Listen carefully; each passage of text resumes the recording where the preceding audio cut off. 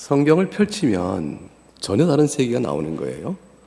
이 땅에 살면서 우리가 무엇이 필요하고 어떻게 살까, 이런 것들과 전혀 다른 세계가 열어져요.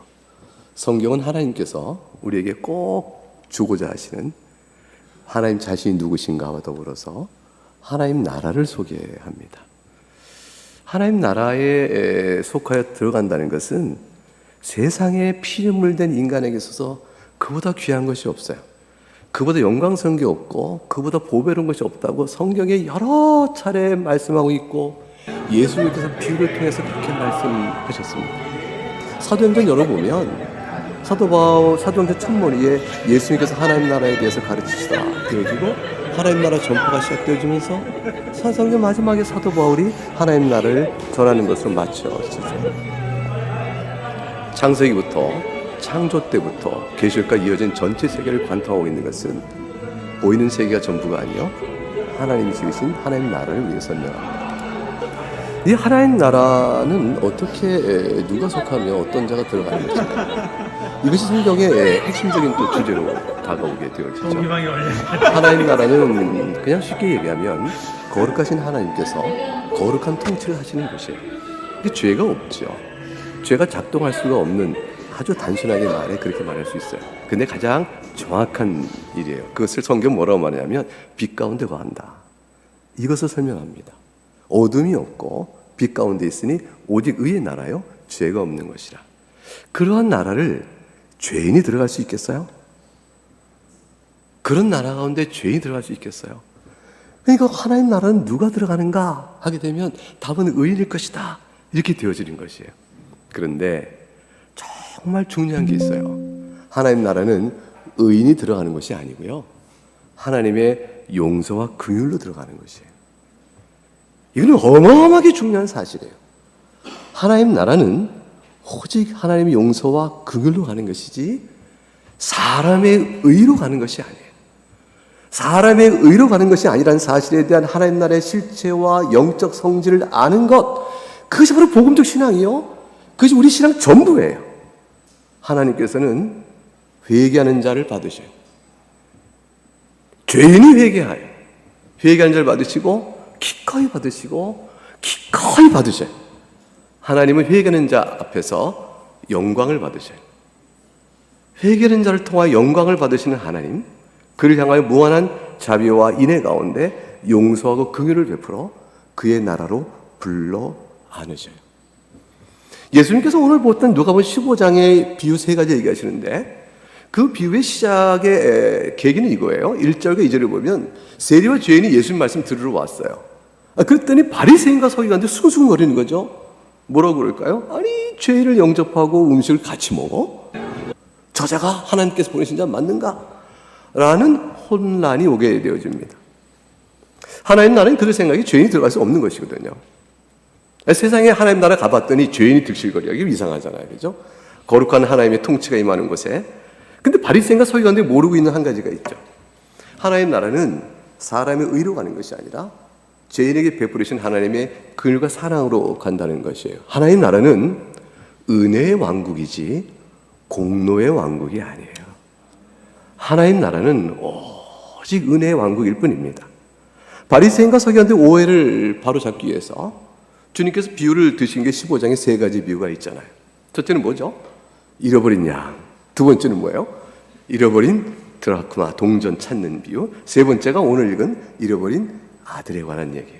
이 3가지는 각각 특징적으로 하나님 나라의 여러 면모와 하나님에 대한 모습을 보여주지만 다 한 가지로 통일되는 주제는 뭐냐면 하나님의 사랑이에요.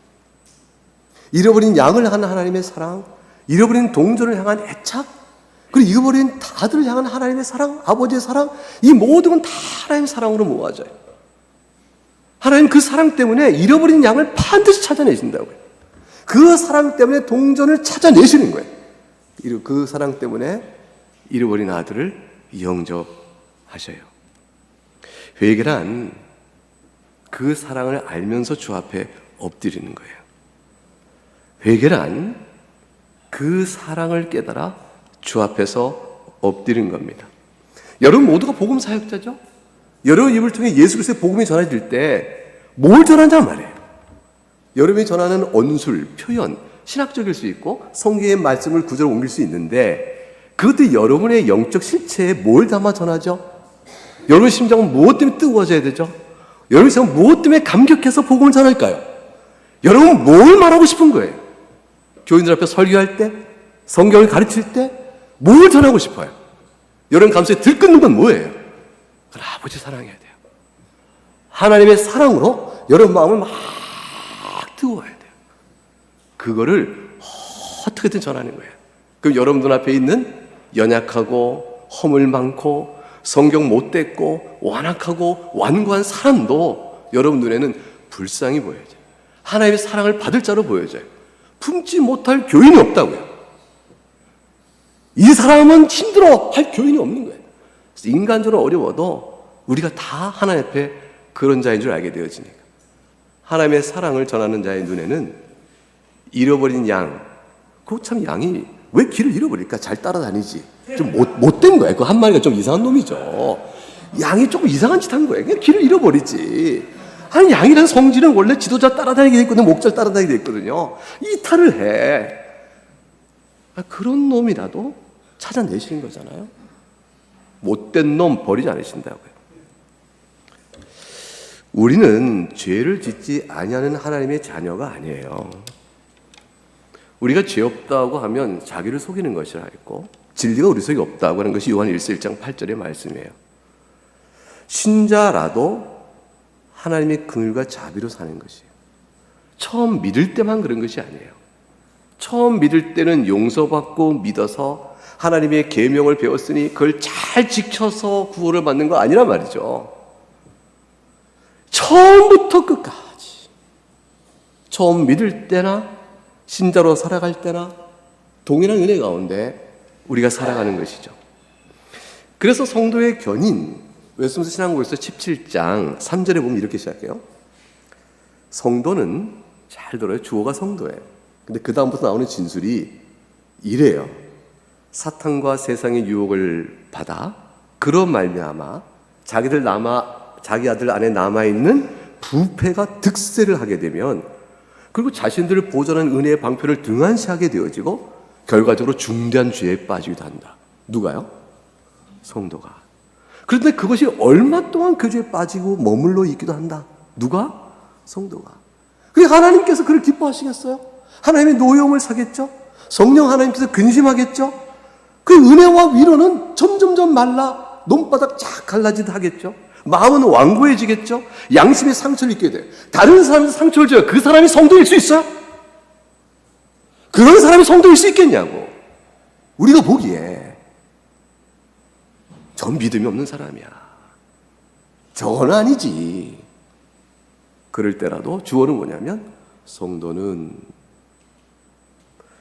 현세에서 심판을 자초하기도 한다. 성도의 이 땅에 사는 영적 실상이에요. 뭘 의미해요? 하나님의 용서와 긍휼 외에는 살 길이 없다. 그걸 의미하는 거죠. 그래서 성도의 견인 17장 1절에 아예 못 박아놨어요. 하나님께서 효과적으로 부르시고 거룩하게 하신 사람들, 곧 성도는, 신자는, 여러분들은 말이죠, 은혜의 상태에서 절대로 완전히 최종적으로 떨어지지 않는다 그랬어요. 하나님께서 은혜의 상태에서 마지막까지 견딜 수 있도록 믿음이 떨어지지 않도록 붙들어 주시는 은혜 때문이죠. 그러니까 18장 은혜와 구원의 확증에 가니까 4절에 참된 신자가 이런 은혜를 다 잃어버릴 수 있지만 그러나 하나님의 은혜로 말미암아 반드시 적절한 때 다시 생명이 새로 솟아난다고 했어요. 믿음이 솟아난다고 되어 있어요. 절대로 완전한 절망에 빠지지 않도록 도움을 받는다. 이 사실은 우리에게 얼마나 큰 위로를 주는지 몰라요. 여러분이 목회를 하면 교회 안에서 어떤 사람은 참 하나님 말씀 없어도 살 것 같이 훌륭한 신자가 있어요. 저 사람은 성경 안 읽어도 될 것 같아요. 너무 훌륭해서. 어떤 사람은 날마다 성경을 막 읽어도 시원찮을 사람이 있어요. 어떻게 말씀은 안 하. 근데 완고한 사람이 있어 보여요. 다 하나님 은혜로 사는 사람들이에요.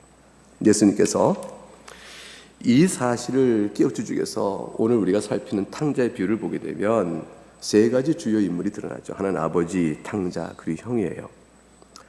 형은 억울해요. 여러분, 형을 가만히 생각해 보면 칭찬밖에 받을 사람이 없는 거예요. 형을 칭찬하면 누굴 칭찬해요? 아버지가 명하신 것 여러 해 동안 섬기게 다하여 하나도 어김이 없는 아들을 칭찬 안 하면 어떤 아들을 칭찬해요? 그 집에 있는 여러 종 가운데 아버지의 뒤를 이을 만한 훌륭한 후계자요, 아들은 첫째 아들이다, 이렇게 하지 않겠어요?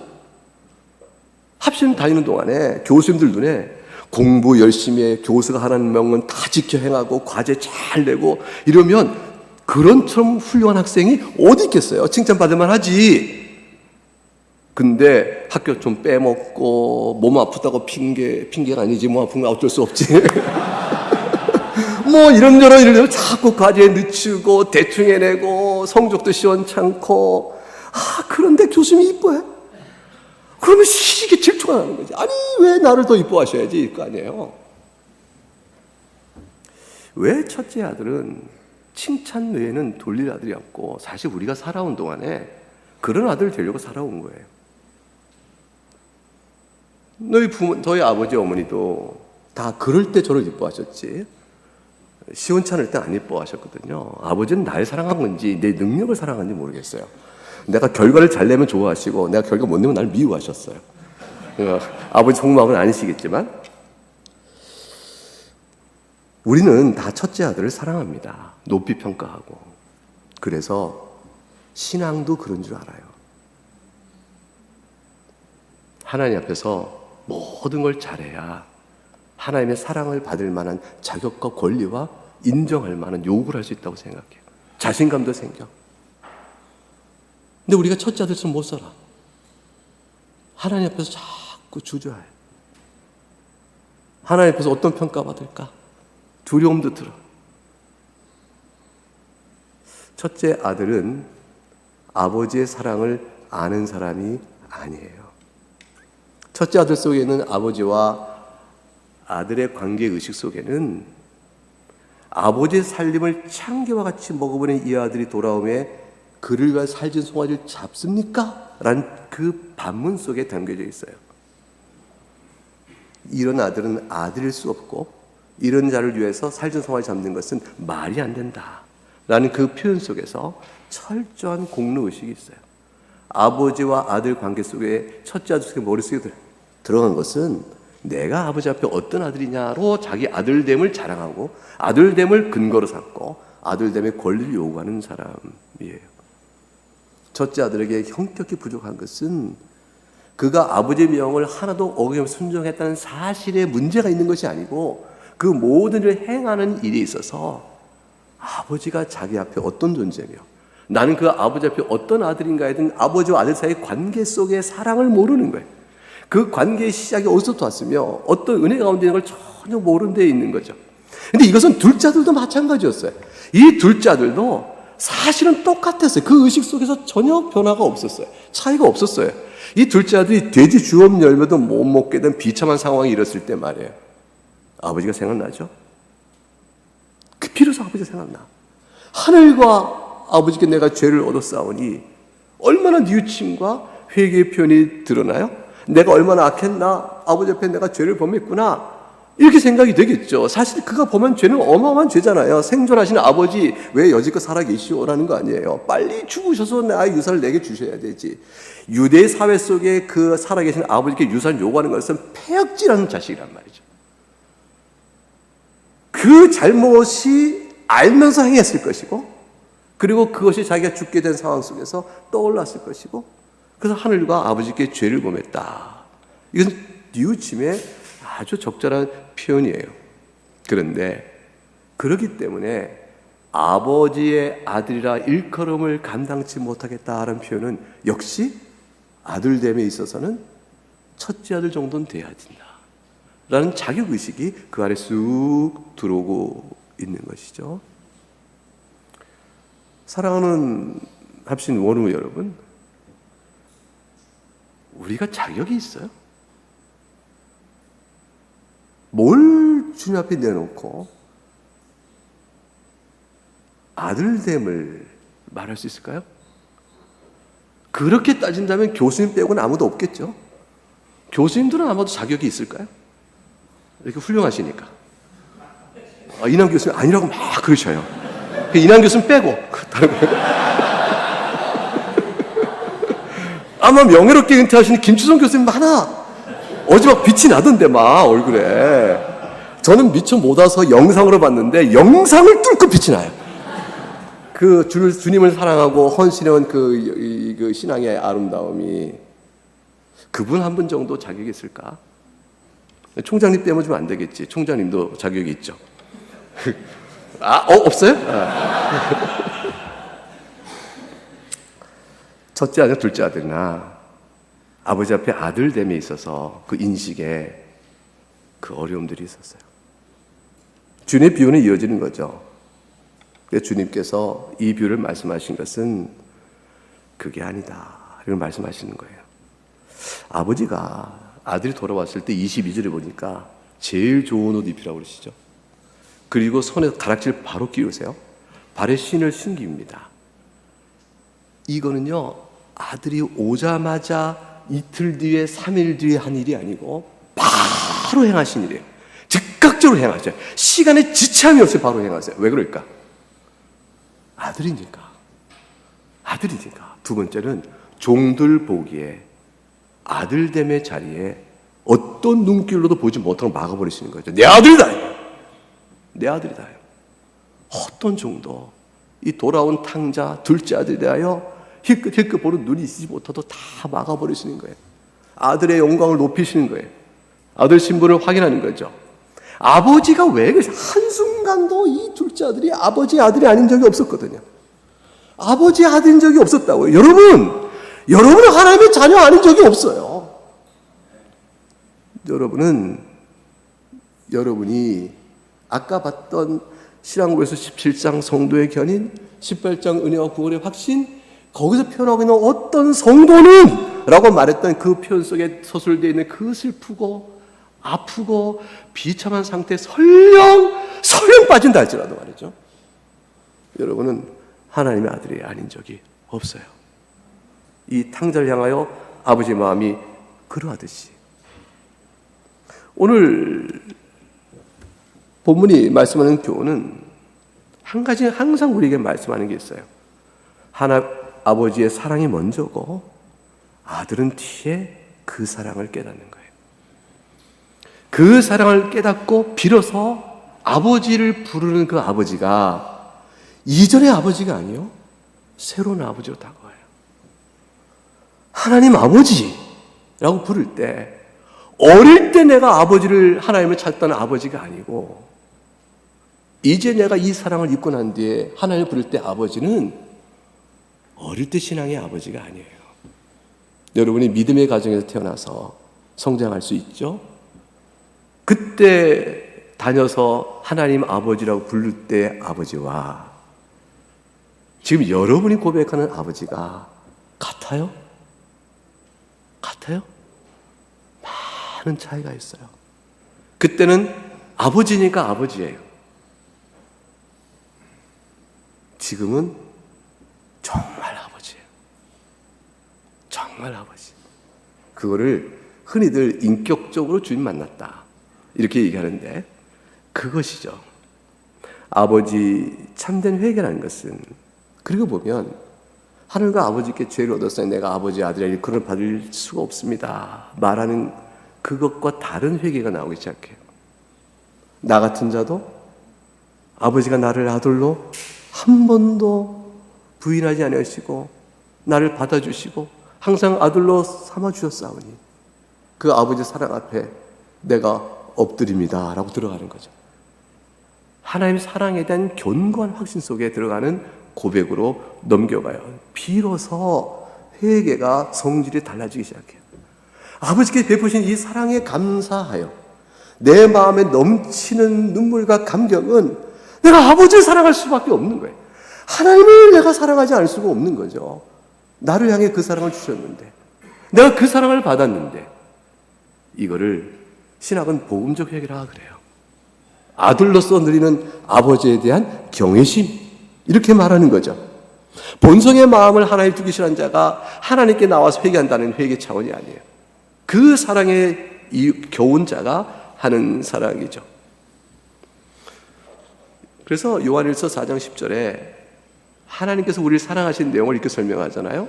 사랑은 여기 있으니 우리가 하나님을 사랑한 것이 아니요 하나님이 우리를 사랑하사 어떻게 해요? 우리 죄를 속하기 위하여 화목제물로 누구를 내어주셨어요? 아들을 내어주셨다. 이걸 깨달으면서 생명에 이르는 회개를 하게 되어집니다. 이게 신약성서 15장 2절에 있는 말씀이에요. 비로소 회개를 통해서 자신의 죄가 얼마나 하나님께 반대되는 것이고 위험하고 더럽고 혐오스러운 것을 자각하고 참여하게 될 때 자신의 죄를 몹시 슬퍼하고 미워하고 모든 죄 돌이키는데 그 전제가 뭐라고 되냐면 그리스도 안에 있는 하나님의 긍휼을 깨달음으로 되어 있어요. 그리스도 안에 있는 하나님의 긍휼을 깨닫지 못하면 그 회개는 철저한 율법적 회개에 머물게 되어지는 거죠. 그리스도 안에서 하나님이 베푸신 긍휼은 어떤 죄인도 용서하시는 사랑에 대한 각성이에요. 내가 하나님 앞에서 사랑을 받을 수 있을까? 내가 하나님께 나갈 수 있을까? 나 같은 자도? 라는 주저함과 머뭇거림이 철저히 있어서는 안 돼요. 주변에 나가셔야 되는 거예요. 무지막지 나가는 거예요. 앞에 하나님 용서해 주세요. 하나님 저 사랑합니다. 저 같은 자 용서하지 않아요. 하나님 저 이번 학기 망했어요. 그래도 괜찮아요. 하나님 앞에 나가는 거예요. 나의 나태어 게으름이요 집중 못하는 나의 무력이 내가 이번 학기 하나님 앞에서 신학생을 살아가는 삶에 내가 엉망이었어 라고도 괜찮아.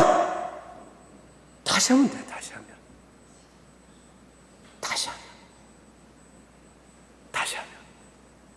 한 학기 더 하면 되지. 한 학기 더 하면 되잖아. 아니면 한 학기 더 하지 뭐.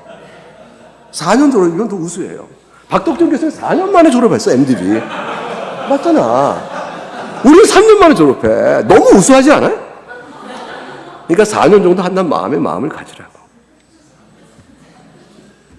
아버지의 사랑이 지혜로움 속에 드러나요. 생각해 보세요.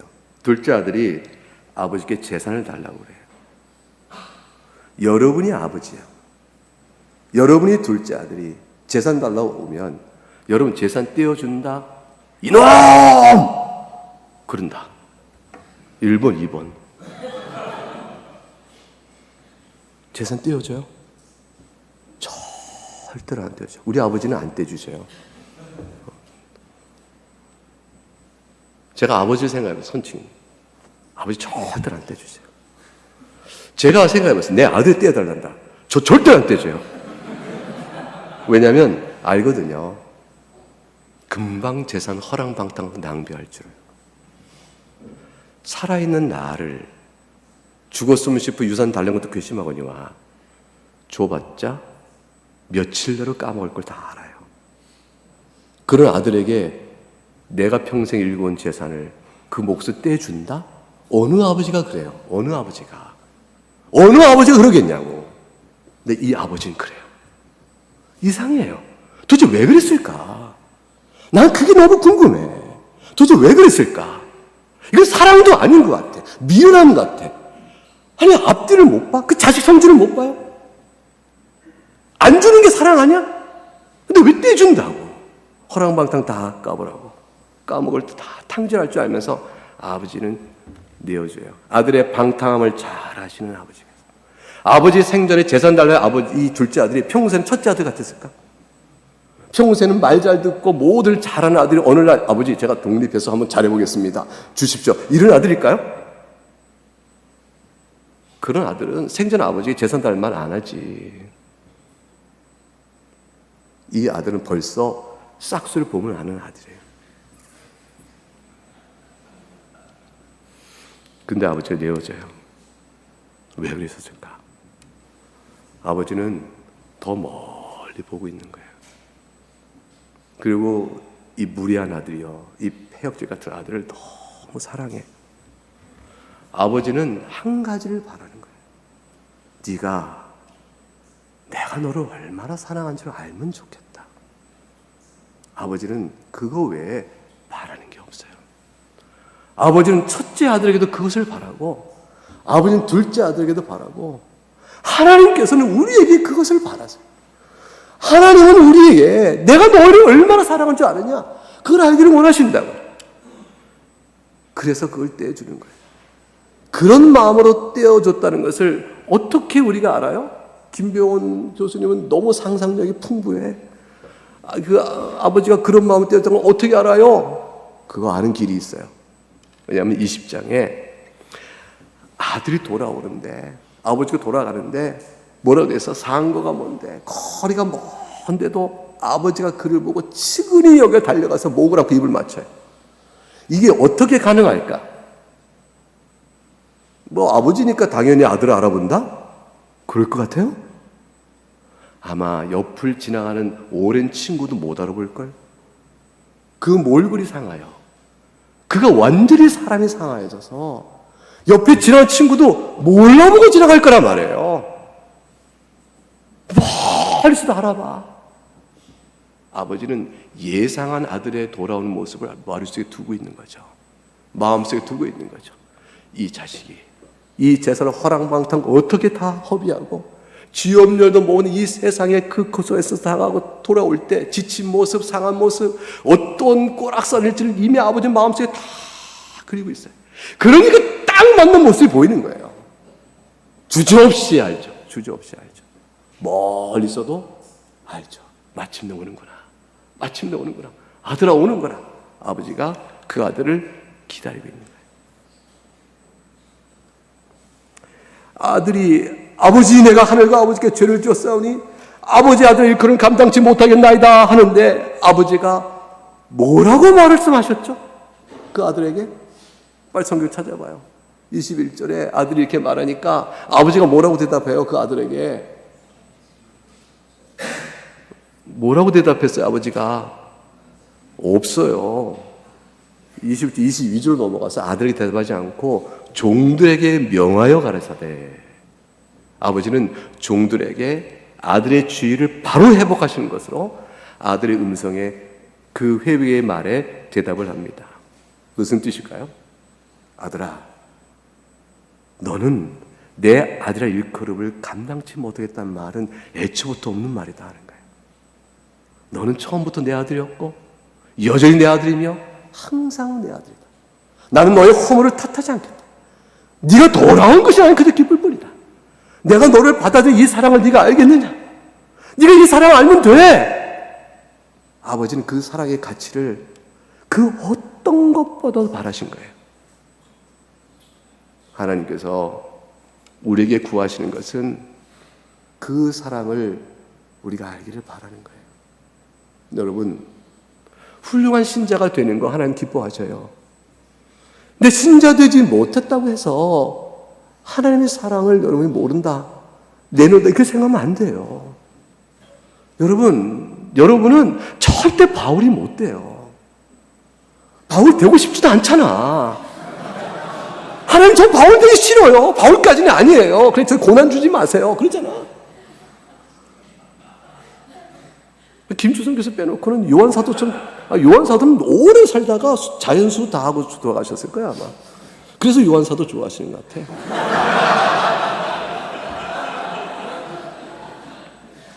우리가 고난을 사랑하지 않고 우리는 하나님 앞에 가면 늘 실패한 신자요, 부족한 자식이요. 우리는 항상, 그리고 교수님 대해서 고개 드는 학생 별로 없어요. 오늘 주시는 교훈은 결국 우리에게 하나님을 생각할 때, 예수님을 생각할 때, 그 아들을 아직 여전히 우리가 죄인 되었을 때 우리를 사랑하셔서 그 아들을 내어주셨다는 말씀 속에 있는 로마서 5장 8절의 말씀을 새길 때 우리는 하나님의 깊은 사랑에 늘 절절히 마음에 감사해야 돼요. 이 사랑의 고백이 마음속에 점점 성장하고 넘치지 아니하면 그리스도 사랑의 깊이와 높이와 넓이와 크기를 더 알아가는 지식이 부족한 거죠. 그러면 판단과 정죄와 자기 의에 쌓이게 돼 있어요. 신앙과 신학의 성장이 복음적 열매와 반대돼요. 말은 신학을 얘기하고 말은 성경을 강설하나 그 심정은 아버지의 사랑에서 멀리 가 있게 있단 말이에요. 나도 모르게 이렇게 돼요. 자기를 돌아본다는 것은 그것이에요. 하나님의 사랑, 아버지의 사랑, 왜 그러셨을까? 왜 재산을 허랑방탕할 줄 알고 아낌없이 내어주실까? 아버지의 거부와 저항과 책망이 없이 그냥 내줘요. 성경에 보면 예수님 비유 속에 그냥 내어줬다고 되어 있어요. 뭐 주저함이 없이 내줘요. 왜냐하면 이건 내줘도 이 재산이 아깝지 않으신 거예요. 아버지는 돌아온 아들과 맺어지는 사랑 하나 때문에. 네가 내 사랑을 알고 나 또한 너를 사랑함을 네가 알기만 한다면 그깟 재산, 너의 폐역질 괜찮아! 떼어주시는 거예요. 그러니 여러분, 이 사랑 앞에 확신을 갖고 담대하고 나가야죠. 웨스민스터 신앙고백서, 소유니까 대우린다 일문에 가게 되면 사람에게 주어지는 첫째감의 가장 높은 목적이 뭡니까? 대답이 뭐죠? 일문은 알잖아 우리가. 영원토록 하나님을 영원하게 하고 온전히 즐거워합니다. 또는 하나님을 영원하게 하고 영원토록 하나님을 즐거워합니다. 소문다 되면 조금 차이 있지만 결국 그 내용은 같죠. 이게 인간의 제일 목적이라고 그랬어요. 하나님을 영화롭게 한다는 것과 그를 즐거워한다는 것. 여기는 핵심 주제가 뭐가 있죠? 어떤 게 실체예요? 하나님 사랑이라니까요. 나를 사랑하시는 하나님을 영화롭게 하지 않을 수가 없으며 그 영화롭게 하는 그 일은 내게 가장 큰 즐거움이 되는 거예요. 사랑하는 교회 여러분, 목회는 힘들어요. 신학교 시절은 편안한 거예요. 그리고 3년 동안은 여러분에게는 안정된 신분과 지위를 줘요. 학교 생활만 하면 되니까. 근데 나가서 목회하면 여러분은 정말 힘든 상황을 맞이할 거예요. 여러분을 교인이 쉽게 인정하지 않는 걸 거라고. 여러분 설교에 감동 감화 받는 교인이 없다는 걸 알게 될 거예요. 이상하게 없네.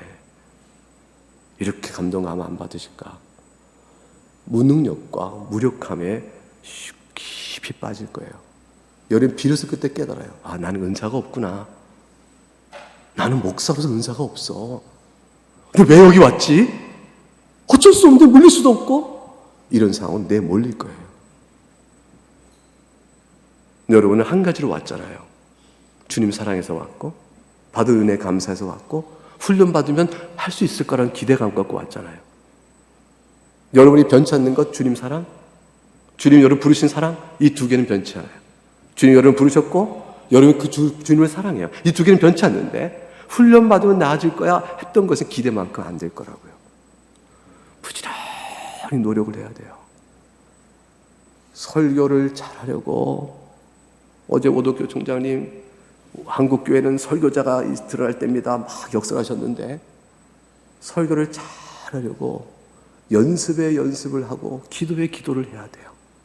내가 맞는 말하고 알아듣는 말을 하는가를 생각하면서 해야 되고 본문을 어떻게 짜야 될 것이며 고민하고 100번의 리허설을 해서라도 설교를 해라 나가는 연습에 피나는 노력 없으면 여러분의 설교 능력은 절대로 교인에게 영향력 있게 다가올 만한 설교자가 안 될 거예요. 신학적 깊이를 잘 가져야 돼요. 그래야 하늘에서 내리는 음성이라는 감동을 줘요. 신학이 없는 설교는 하나님 말씀이라고 절대 교인의 심령 속에 다가오지 않아요. 무엇인가 하늘에 내리시는 하늘의 음성이야 라고 들어오니 감동과 감격은 본문에 대한 단순한 큐티 묵상을 넘어서야 돼요. 그 넘어서 것은 그 속에 신학의 구조가 들어가야 한다고요. 그걸 집어넣을 수 있어야 돼요. 그걸 위해서 여러분 부단히 시간 공부해야 되는 것이. 신구약 성경에 대한 원문에 대한 철저한 이해와 신학에 대한 이해와 인간 이해가 있어야 돼요. 인간 이해는 용서하시는 하나님 사랑 앞에 연약한 저 사람을 우리의 슬픈 처지와 그러나 하나님이 도우신 것에 힘있게 살아갈 수 있다는 자신과 확신, 그리고 하나님의 베푸신 은혜에 대한 감사, 그걸 찾아내야 돼요. 그래서 교인들에게 힘을 줘야 돼요. 여러분에게 하나님 내리신 은혜가 있잖아요. 살아가 봅시다. 슬프고 절망으로 떠나지 않도록 붙들어 주는 힘을 다해야 되는 거죠. 한 번의 예배 속에 용기롭고 감사로 돌아갈 수 있도록 만들어내야 되는 거예요. 그게 복음 사역자의 할 일이에요. 이거를 위하여 베드로는 3번 넘어졌으나 주님께 사역자로 부르시는 목회적 소명 때문에 3번 물으시는 거예요. 네가 나 사랑하느냐? 네가 나 사랑하느냐? 네가 날 사랑하느냐고 3번 물으신 데는 베드로에게 마침내 고백을 받아들이냐. 주께서 아십니다. 주님, 제가 용서받은 자로 저 앞에 나오고 있던 거 아시잖아요. 그때 베드로가 주님을 사랑한다는 사랑의 고백은 용서받은 자의 회복된 사랑의 고백이지, 그 이전에 내가 주 앞에 나서는 용기 있는 베드로의 모습이 아니에요. 실패자였으나 여전히 부르신 주님 앞에 서는 베드로의 주님을 향한 사랑의 고백 속에서 목회 소명은 새로워지죠. 바울이 계속 목회 소명을 말할 때마다 뭘 얘기해요? 자기가 어떤 은혜를 받았는가를 얘기하잖아요. 여러분이 어떤 은혜를 받았는가를 생각하세요. 그리고 그 은혜 때문에 여러분을 불러내신 것을 기억하셔요. 그리고 주님 앞에 그 사랑을 전하세요. 복음을 전한다는 것은 하나님이 사랑에 대한 뜨거운 심장을 갖고 전하는 거예요. 예수님께서 바리새인과 유대인들이, 서기관들이 얼마나 답답한지, 너희가 아버지의 사랑을 알아야 할 것이다. 하나님 나라는 어떤 자가 들어가요? 죄인이 들어가요. 이 사랑 앞에 용서를 받은 죄인이 들어가는 것이에요. 기도하겠습니다. 하나님 아버지, 예수님께서 우리에게 비유를 들어 말씀하신 내용 속에서 그렇게까지 행하신 아버지 지혜와 지혜를 통해 이루어내시는 아버지의 사랑을 우리가 들었사오매, 우리가 같은 사랑을 받고 있음을 생각하면서 사랑하는 원어들과 합심 공동체 안에 이 사랑을 깊이 새기고 이 복음을 전할 때마다 이 사랑을 외쳐 전하는 사랑하는 우리 동역자 되도록 각각 개인의 처저 형편에 따라 은혜를 부어 주시옵소서. 예수 그리스도 이름으로 감사하며 기도하옵나이다. 아멘.